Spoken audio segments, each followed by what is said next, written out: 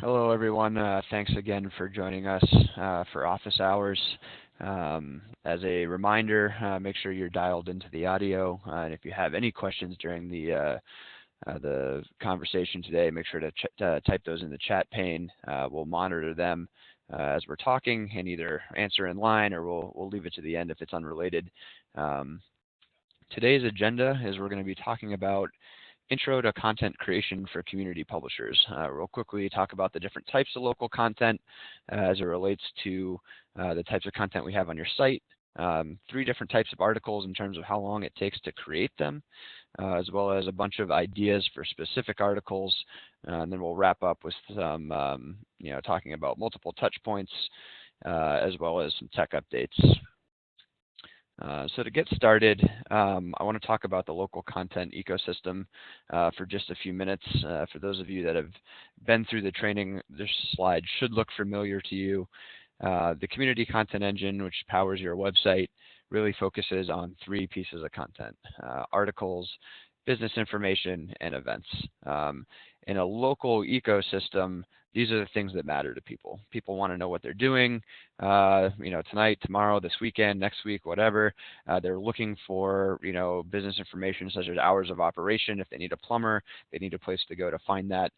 People go more and more online for that type of information. And of course, as a publisher, articles are a key piece of what you do. But the really important thing to take away from this is how they work together and the type of user-generated content, either getting businesses to add their directory or event organizers to add their events. All of this stuff has to work together in the local ecosystem. And when it does, what that allows you to do is it maximizes your SEO or search engine optimization. What I mean by that is someone isn't likely to go to Google and type in a specific restaurant name if they're looking for a new place to eat in town. They're going to go, hey, what are the best places to eat in whatever town you're in? That's what they're going to type in. And when you can create articles that reference other businesses, that reference upcoming events, it's great for SEO. It's great for engagement because when they come to your site looking for one thing, they might find something else. They're going to click around to the different aspects of your site. And that's what we call engagement. And then it's great for sharing because it's much easier to share that kind of summary article than it is to maybe share a specific piece of other content. So hopefully Brian has been able to join us. Do you have anything to add about the local content ecosystem before I move on?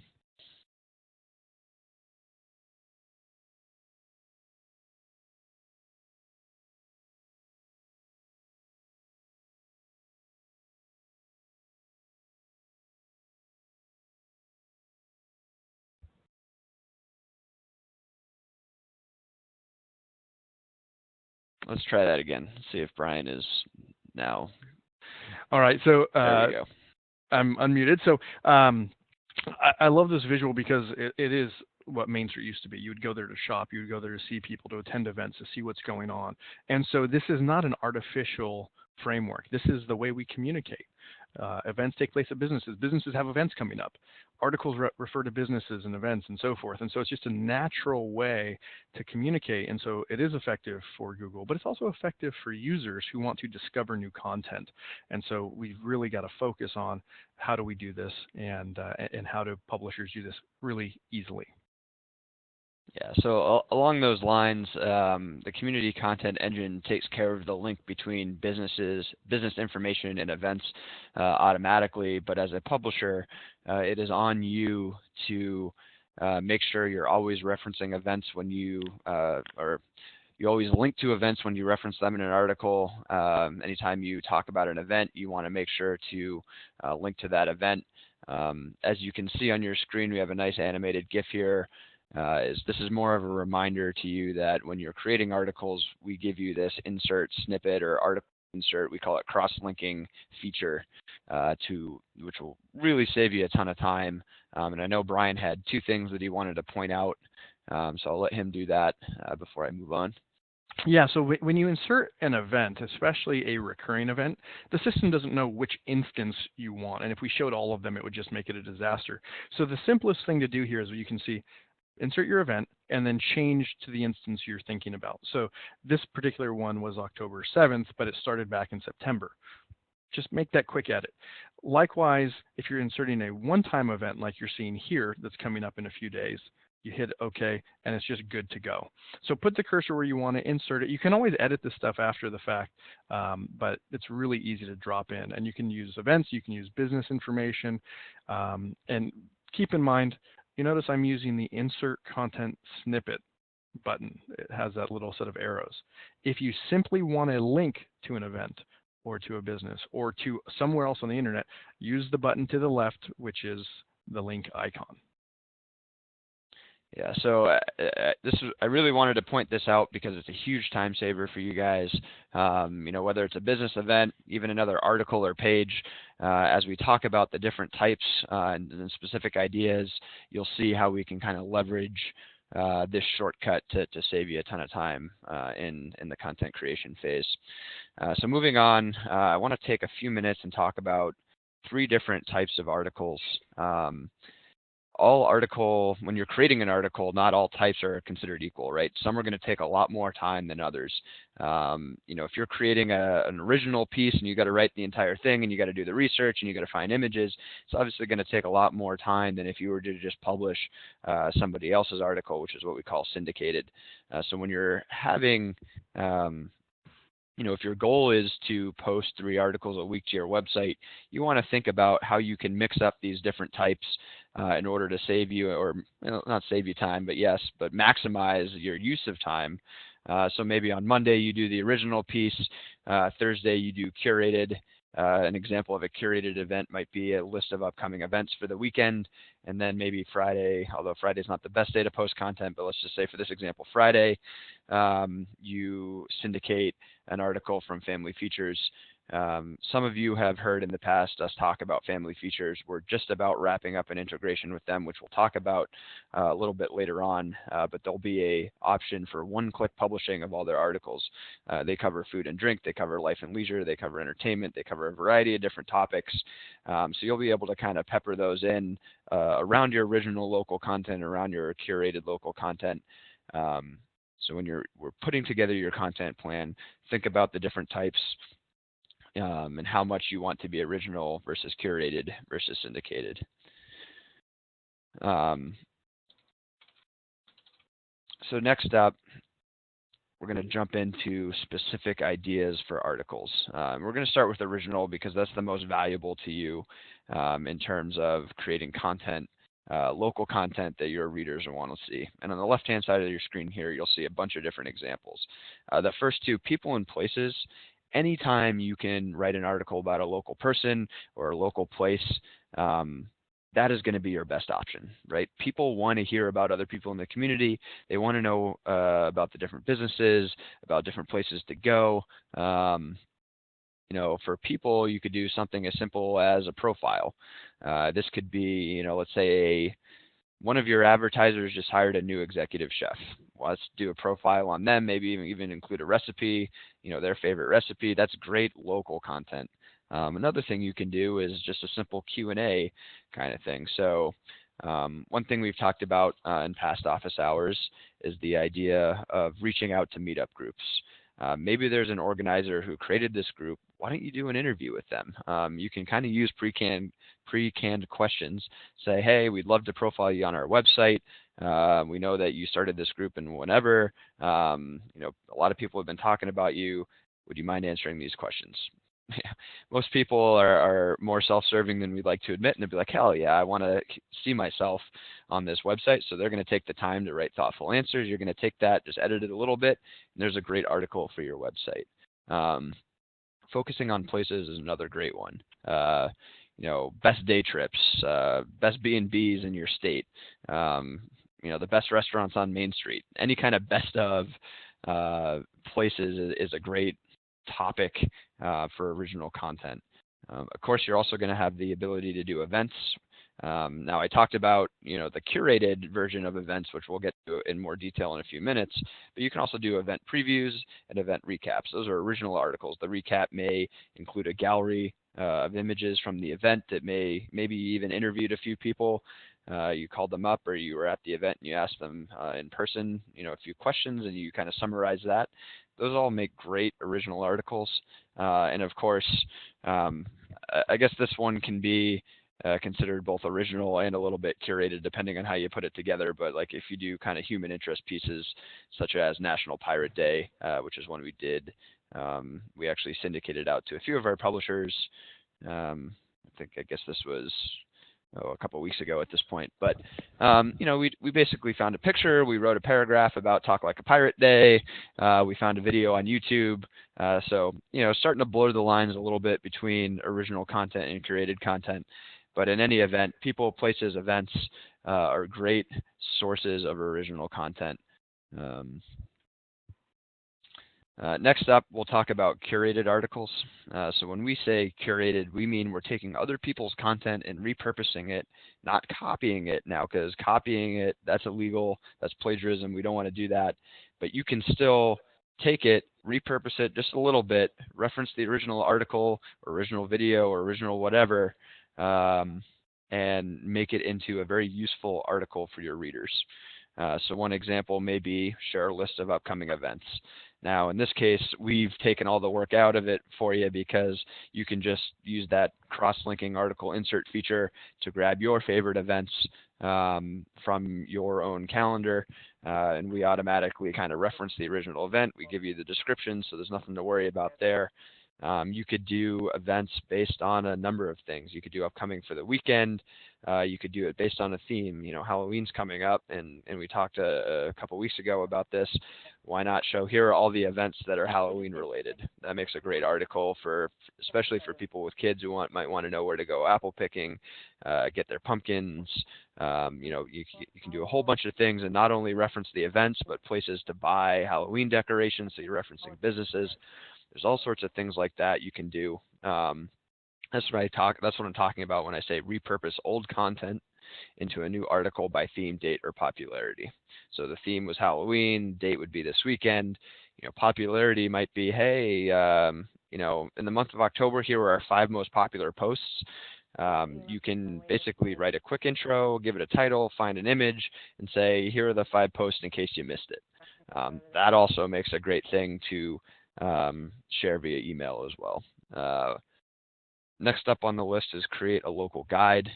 We've talked about guides a ton in the past. We're a huge fan of them. We'd love to see you guys doing a lot more of these things. And what we mean by local guide, for those of you that might be new to this conversation, is basically you have all this great factual information in your directory. Every business has hours of operation, a description, pictures, those things. A local guide is a way of taking that information and repurposing it, but then giving it your editorial seal of approval.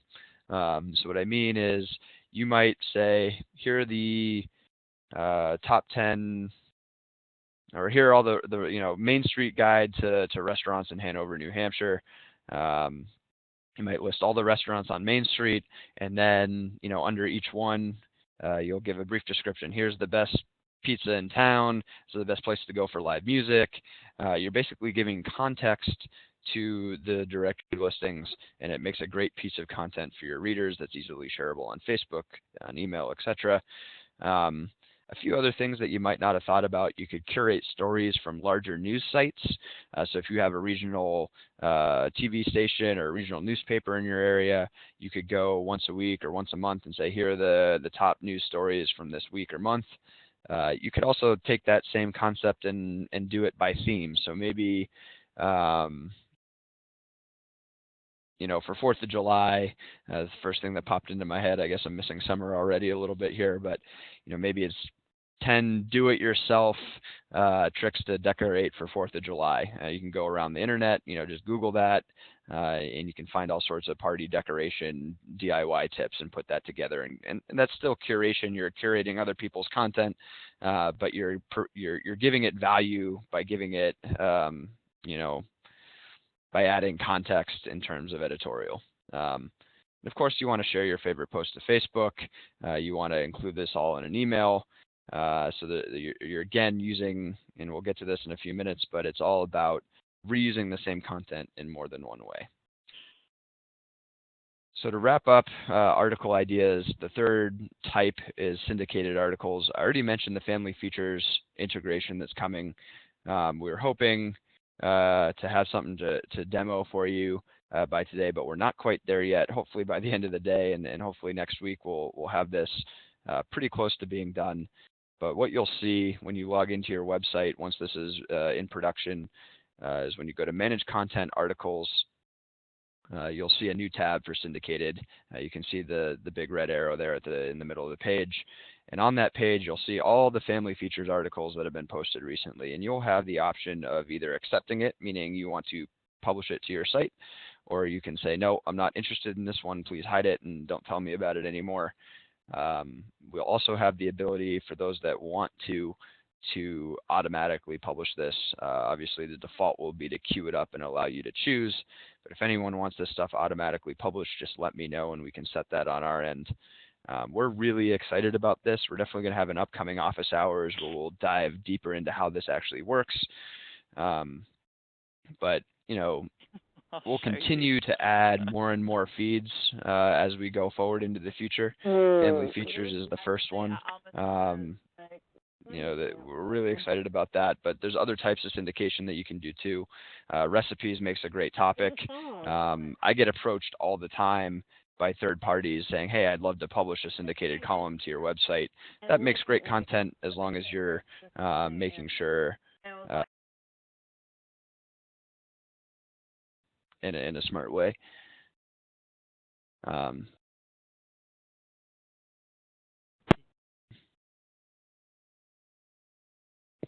I just wanted to add that if there are third-party sources that you know of that you'd like to pull in, let us know. And with this framework in place, we'll be able to go out and do more of this sort of thing. And ultimately, we're looking at providing the ability to pull in local feeds as well that you could set up for your site. Although, while technically that's not going to be terribly difficult, practically and legally, you'll need to make sure that you're not just sort of stealing content from people's RSS feeds. So we'll cross that bridge when we get there. Great. So to start to kind of wrap up today's call, I want to come back to something we say a lot when we're talking about sales, and that's remember one thing, it's all about your audience. Now, from an editorial standpoint, I added a couple caveats. It's about reaching your audience in multiple ways. So what I mean by that is you can have one piece of content have multiple touch points. So maybe you post the article first on your website, and then you use that article as the featured article in your email list. You send out an email campaign that way. You also share that article to Facebook. And in some cases, it may even make sense to reference that in print, you know, whether it's, you know, in your next issue, you say, hey, in case you missed it online, here are 3 most popular articles, or hey, we're running this social promotion that's coming up. Make sure that when you do create original content, especially, but really any type of content that you're taking advantage of, you know, what it affords you, meaning send the email, post it to Facebook, use it in print, because if not, then you're forcing yourself to basically create original content for each of these things individually, and you're going to triple or quadruple the amount of work you have to do. Instead, find ways to kind of repurpose it for each medium. You know, some people might be thinking right now, it's like, well, I don't want to send the same thing to everybody, you know, but the reality of the situation is some people are going to interact only on your website. Some people are going to interact only on email. Some are only on Facebook. And even for those that interact on all three, people need constant reminders. Just because you've posted this great article on your website and it would be really informative doesn't mean that the person is just going to be like, oh yeah, I'm definitely going to go check that out. They need the constant reminder via email and print and Facebook to be like, oh yeah, I did want to read that. I forgot. I saw it on the email, but it completely escaped my mind. Now I have time to read it, so I'm going to come back and read it now. This multiple touch points thing from an editorial standpoint is really, really important. And that's how you're going to drive a majority of your traffic to your website. So hopefully you guys all found that helpful. There's a lot of different ideas in here. You're certainly going to be able to come back and view these slides later on if you want to come back to it. Next thing up is tech updates, which I'll ask Brian to kind of cover real quick. Sure. So we've had the ability to embed content on articles and pages for a long time, and we were testing some concepts around email subscribers and other things that were put within the flow of the content. So I read an article I like, I see there's an opportunity to be notified of articles like that.